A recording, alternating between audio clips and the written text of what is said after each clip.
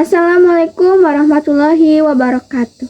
Sampurasun, pamirsa tepang deui sareng simkuring pun Siti Nurhasanah dina acara Warta Sunda edisi Sabtu 3 Mei tahun 2025 sejak kasanggakeun warta utama musibah galindeng taneuh di Brebes.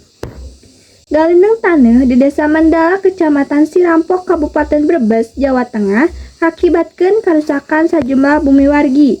Dengan ukur eta, pergerakan taneuh oge nyebabkeun jalan anu retak sareng amblas saluhur 2 meter. Bencana galindeng taneuh anu diopat padukuhan nyaeta Pandukuhan Kerajaan, Karanganyar, Cupang, sareng Pandukuhan Bungur di Desa Mandala parantos nyebabkeun kerusakan parah ka bumi-bumi wargi. Kaayaan bumi wargi katinggal beuki dengdek sareng ampir ambruk, sedengkeun jalan lembur di sababaraha titik oge seueur anu retak sareng ambles. Numutkeun warga, pergerakan gede kajadian dina Sabtu sakitar jam 2 enjing-enjing janten seueur warga anu kapaksa ninggalkeun bumi sareng harta banda maranehna. Warga ngarapkeun pamarentah Kabupaten Brebes pikeun ngarelokasi ka daerah anu aman tibatan ngareha bumi maranehna akibat bencana galindeng taneuh ieu.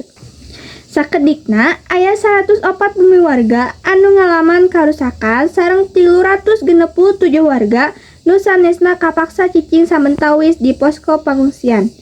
Camat Sirampok Slamet Raharjo nyarios yen pihakna parantos nyiapkeun dapur umum kanggo warga anu ngungsi.